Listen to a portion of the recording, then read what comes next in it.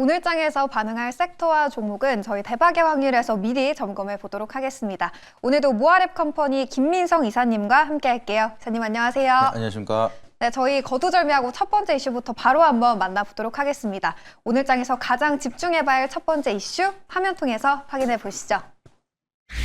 네, 첫 번째 이슈는 단연 딥시크가 나왔네요. 중국 AI 딥시크 챗GPT를 제치고 1위 앱 됐다. 미국 실리콘밸리 충격이라는 기사를 가져와 주셨는데 오늘 아무래도 이 딥시크 이슈를 빼놓을 수가 없을 것 같습니다. 이 이슈 정리해 주시죠, 매니저님. 네, 오늘 가장 또 많은 이슈로 언급이 될 것 같은데요. 이제 연휴간에 가장 큰 뜨거운 감자로 거론이 됐던 딥시크 관련된 모멘텀으로 이제 우려감도 형성이 되고 있고 기대감도 형성이 되고 있기 때문에 이 부분에서 우리가 좀 중요한 포인트들을 체크할 필요가 있고 여기에 대한 좀 팩트도 어느 정도 체크할 필요가 있다 보니까 여기에 대한 내용을 우리가 좀 보시면 좋을 것 같습니다. 그래서 지금 딥시크 관련돼서 모멘텀이 형성이 되기 시작을 한 게 중국에서 얘기를 한 건 동급 모델 대비해서 한 10배 정도 가격을 저렴하게 진행을 했는데도 불구하고 굉장히 좋은 소스를 개발을 해서 여기에 대한 기능면이 굉장히 좀 좋다라고 이제 얘기를 하고 있습니다. 그래서 여기에 대한 모멘텀을 보게 된다라고 하면 그동안에 있었던 패러다임을 모두가 좀 바뀔 수 있는 그런 모멘텀이 될 수가 있는 게 그동안에 우리가 AI를 개발하기 위해선 GPU를 많이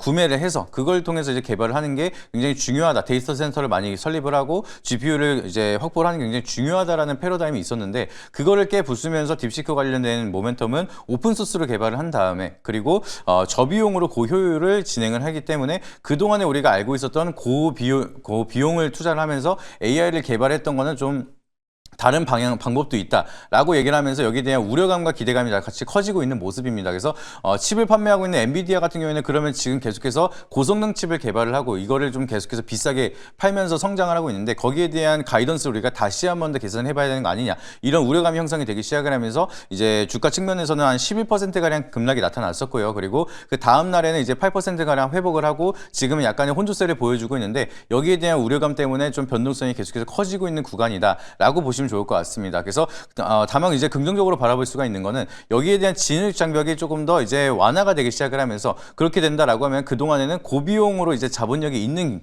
글로벌 빅테크 기업들만 AI에 대한 모멘텀을 가져갈 수가 있었던 상황인데 이제는 이제 저비용 고효율에 대한 모멘텀이 형성이 된다라고 하면은 기술력이 있는 중소형 기업들 이제 성장주들에 대한 모멘텀도 다시 한번 우리가 주목할 필요가 있다. 여기에 대한 투자 포인트에 대한 기대감이 다시 커지고 있는 구간이라서 여기에 대한 흐름 계속해서 지켜볼 필요가 있다라고 보시면 좋을 것 같고요. 그리고 이번에 또 오픈 소스로 이제 다양한 개발자들에 대한 업그레이드 속도화를 기대해 볼 수가 있는 상황입니다. 그동안에 우리가 폐쇄적인 방법을 통해서 이제 오픈 AI, 챗 GPT 같은 경우에도 데이터 센터를 설립을 하고 이제 기존에 있었던 폐쇄적인 소스를 통해서 우리가 기술 개발 구현을 했다라고 하면은 이번엔 조금 다른 게 오픈 소스를 통해서 아예 소스 코드를 올려놓고 누구나 사용할 수 있게끔 지금 하고 있습니다. 근데 이거를 보시게 되면은 우리가 사용하고 있는 것도 누구나 사용을 할 수가 있겠지만 이제 개발자도 마찬가지로 이 소스 코드를 가지고 와서 추가적인 개발을 할 수 있게끔 이런 소스를 풀어 나온 상황인데 그렇게 된다라고 하면은 많은 기술 개발자들이 기존에 있었던 오픈 소스를 가지고 추가적으로 업그레이드를 하면서 기술 개발이 좀 더 빠르게 이어질 수가 있지 않을까. 그렇게 된다라고 하면은 많은 기업들이 여기에 대한 기술력을 좀 더 이제 부각을 받을 수 있는 소스 경쟁이 되지 않을까 이런 기대감도 형성이 되고 있는 상황이다라고 보시면 좋을 것 같습니다. 네, 말씀해 주신 것처럼 이 딥시크에 관해선 기대감과 우려감이 동시에 공존하는 것 같은데요.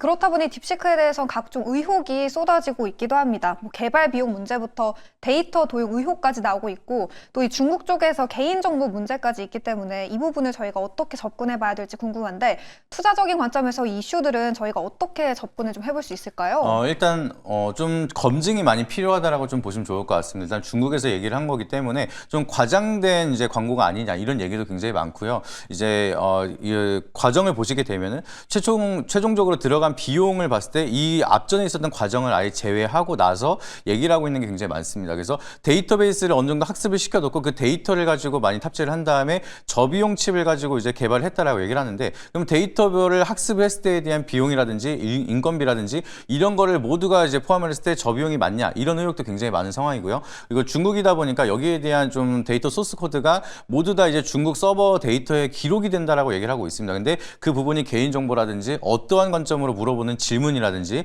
아니면은 심지어 이제 결제를 하는 그런 소스 코드까지 전부 다 이제 등록이 된다라고 하는데 뭐 추가적인 학습을 위해서 진행을 한다라고 얘기를 하고 있지만 여기에 대한 데이터 개인정보들을 우리가 어디까지 좀 신뢰할 수가 있는지 여기에 대한 문제점도 계속해서 필요하기 때문에 단순히 챗 GPT보다 이제 높은 기술 개발이 들어갔다라고 단정 짓고 생각을 하기보다는 우리가 이제 기대한 만큼에 대한 결과가 만들어질지 여기에 대한 교차 검증은 계속해서 필요하다라고 좀 보시면 좋을 것 같고요.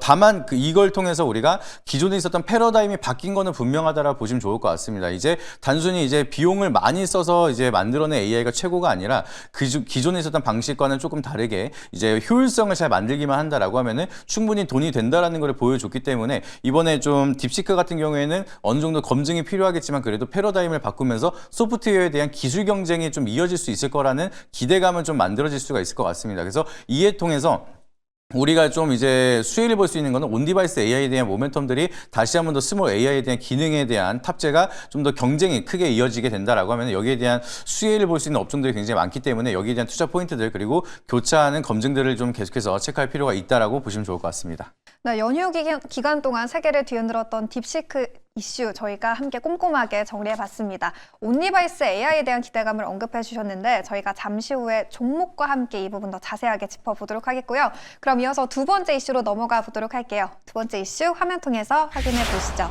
네, 머스크, 테슬라 오는 6월 미국 로보택시 서비스 출시라는 기사를 남겨주셨습니다. 또 이 테슬라의 실적이 연휴 기간 동안 공개가 됐는데 이 머스크 CEO가 로보택시 출시에 대한 계획을 언급했어요. 이 부분 저희가 어떤 이슈로 체크해보면 좋을까요? 네, 앞으로의 전기차 산업에 대한 성장이 제대로 한번 다시 이루어질 수 있을지 그 부분에 대해서 좀 계속 체크가 필요하다라 좀 보시면 좋을 것 같고요. 머스크 같은 경우에는 최근 들어서 이제 자율주행에 대한 모멘텀을 봤을 때 양치기 소년이라는 별명이 붙었습니다. 이제 계속해서 출시를 하겠다라고 밝힌 바가 있지만 계속해서 딜레이가 되면서 이제 많은 소비자들은 대체 언제 되는 거냐 이제 된다라고만 얘기를 하고 실질적으로 출시는 안 하고 있기 때문에 양치기 소년이다라고 이제 표현을 많이 했었는데 이번에 진짜 이제 양이 아니라 늑대가 될 수 있을지 그 부분을 좀 봐야 된다라고 보시면 좋을 것 같습니다. 그래서 이번에 컨퍼런스 콜을 통해서 얘기를 했던 게 테슬라 같은 경우에는 오는 6월 달에 이제 FSD 출시 로보택시를 출시하면서 완전 자율주행에 대한 핸들이 없는 이제 자율주행을 이제 유료 서비스화로 이제 출시를 할 거다라고 계획을 밝힌 바가 있습니다. 그렇게 된다라고 하면은 기존에는 없었던 기술력이 다시 한번 탑재가 되면서 전기차 시장에 대한 좀 빠른 성장에 대한 모멘텀이 될 수 있을 거라고 좀 많은 기대감을 가지고 있는 상황이고요. 그래서 미증시에도 여러 가지 뭐 딥시크에 대한 우려감 때문에 주가 조정이 이어지더라도 테슬라 같은 경우에는 좀 강한 시세를 보여주고 있는 좀 견고한 흐름을 보여주고 있는 모습이 나타나고 있습니다. 그래서 계획한 대로 이제 2025년도에 이제 자동차 산업에 대한 성장 모멘텀이 다시 한번 더 올라가기 시작을 하면서 캐진 구간을 돌파를 해준다라고 하면은 이제 테슬라에 대한 모멘텀을 좀 더 강하게 시세가 만들어질 수 있는 2025년도와 2026년도에 대한 좀 강한 시세 분출에 대한 기대감이 형성이 될 수 있는 구간이다. 그리고 기업에 대한 성장 모멘텀도 우리가 기대해 볼 수 있는 구간이다라 좀 보시면 좋을 것 같습니다. 그래서 제가 이제 방송에서도 항상 자주 말씀을 드렸던 내용이 전기차에 대한 캐짐 현상을 돌파하기 위해서는 자율주행 시스템이 어떻게 좀 잘 탑재가 돼서 판매가 되느냐 이 부분이 가장 중요하다라고 자주 말씀을 드렸는데 거기에 대한 이유는 이제 충성 고객 입장에서는 이미 기능 면에서는 굉장히 좀 다 이제 탑재가 되어 있는 경우가 굉장히 많습니다. 그래서 디자인에 대한 변화만으로는 이제 소비자를 이제 좀 욕구를 좀 채우기가 아직은 이제 부족한 이제 임계점이 왔다라고 보시면 좋을 것 같은데 노트북이나 핸드폰도 마찬가지죠. 이제 대부분의 기능이 다 탑재가 되어 있기 때문에 굳이나 비싼 돈을 주고 새롭게 바꾸기보다는 좀 더 획기적인 시스템이 나오기 전까지 기다리자 이런 구간을 온 게 핸드폰도 마찬가지고 이제 전기차도 그 구간까지 왔다라 보시면 좋을 것 같은데 그 캐즘 구간을 돌파시킬 수 있는 유일한 모멘텀은 자율주행이다. 좀 이렇게 바라보고 있습니다. 그래서 기존에 없었던 모델과 지금 새로운 모델이 명확한 차이가 나타날 수가 있는 거는 이제 전기차에 대한 자율주행 시스템의 탑재 유무가 굉장히 중요하기 때문에 지금 이제 임계점 구간에서 돌파를 하면서 전기차에 대한 성장 모멘텀을 다시 한 번 더 끌고 가면서 그동안에 대한 패러다임을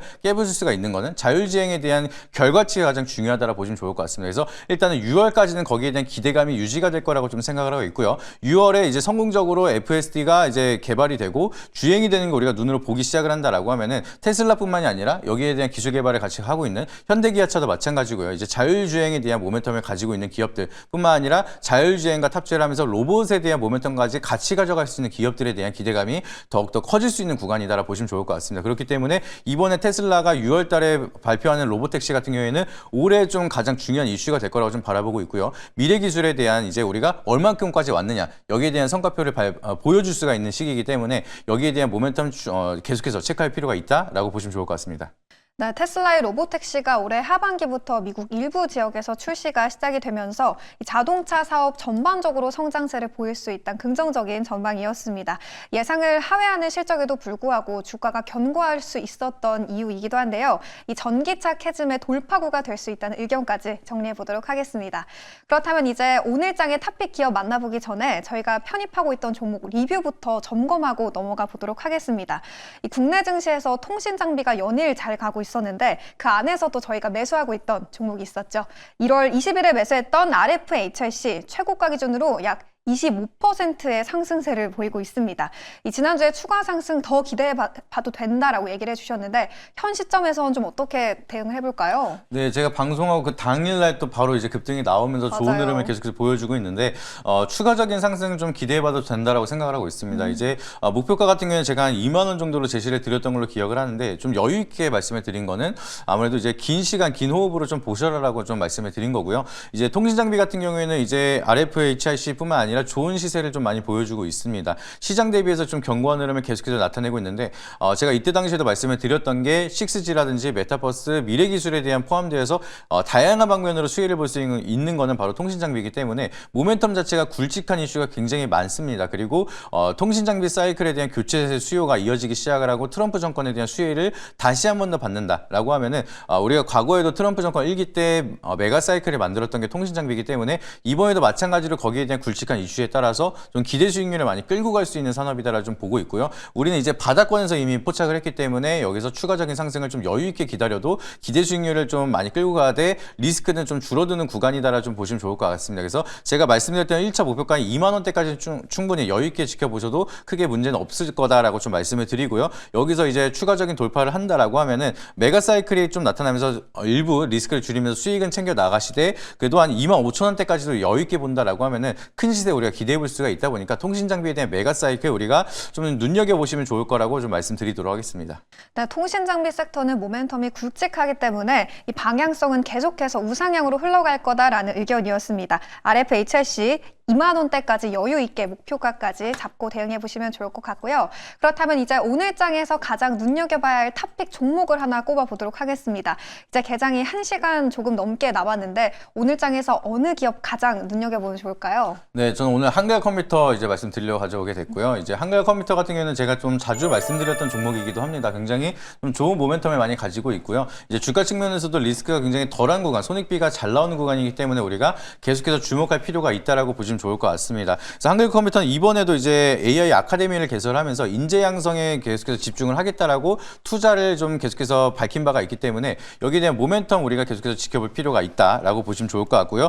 특히나 좀 기술력이 굉장히 중요하다라고 말씀을 드렸고 앞전에서도 온디바이스 AI에 대해서 이제 스몰 AI 어떠한 기술을 가지고 있느냐 여기에 대한 경쟁력이 좀 더 부각이 된다라고 하면은 여기 소프트웨어 기업들에 대한 좀 시세가 좀 크게 분출이 될 수가 있다라 말씀을 드렸는데 AI에 대한 기술 중에서도 3종 이제 기술이 GS 1등급을 이제 획득을 했습니다. 그래서 정부에서도 인증을 한 굉장히 좀 획기적인 소프트웨어다라고 인증을 받았기 때문에 여기에 대한 기술력 모멘텀 충분히 좀 더 우리가 주목할 필요가 있다라고 좀 보시면 좋을 것 같고요.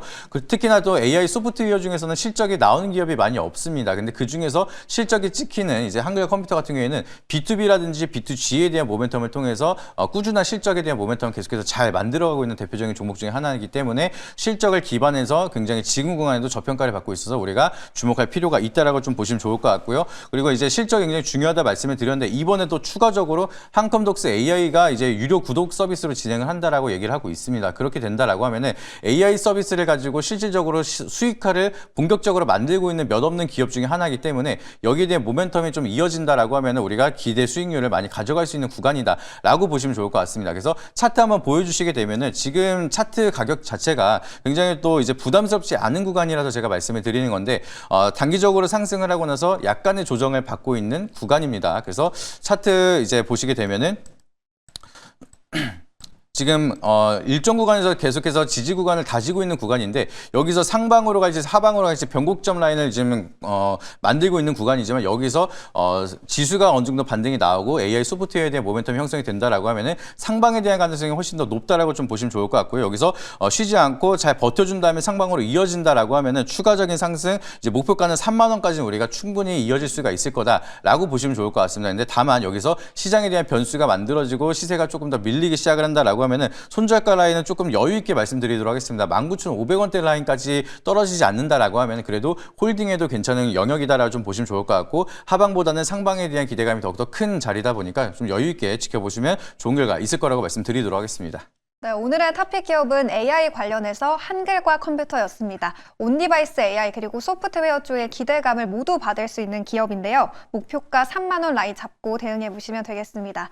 그렇다면 이제 딥시크 이슈부터 또 이 미국의 금리 동결까지 나왔기 때문에 국내 증시 변동성이 좀 크진 않을까 우려도 되거든요. 이 시점에서 가장 투자 전략 어떻게 하면 좋을지 더 자세한 이야기 또 어디서 들어볼 수 있을까요? 네, 네이버 밴드에 김인성 검색하시게 되면 방송 시간이 굉장히 짧습니다. 그래서 자세하게 설명드리고 싶은데 못 드린 내용들도 굉장히 많고요. 우리가 좀 중요하게 봐야 되는 내용들도 굉장히 많기 때문에 이 중요한 시기에 자세하게 좀 설명을 드리도록 할 테니까 네이버 밴드 김민성 검색하셔가지고 다양한 인사이트 받아보시고 참가하셔서 도움 받으시길 바라도록 하겠습니다. 네, 현 시점에서 적용해보기 좋은 가장 좋은 전략이 궁금하시다면 김민성 이사님의 네이버 밴드를 참고해 주시면 되겠습니다. 그럼 저희는 살짝 재정비해서 다음 주에 새로운 코너로 돌아오도록 할게요. 오늘 말씀 고맙습니다. 네, 감사합니다.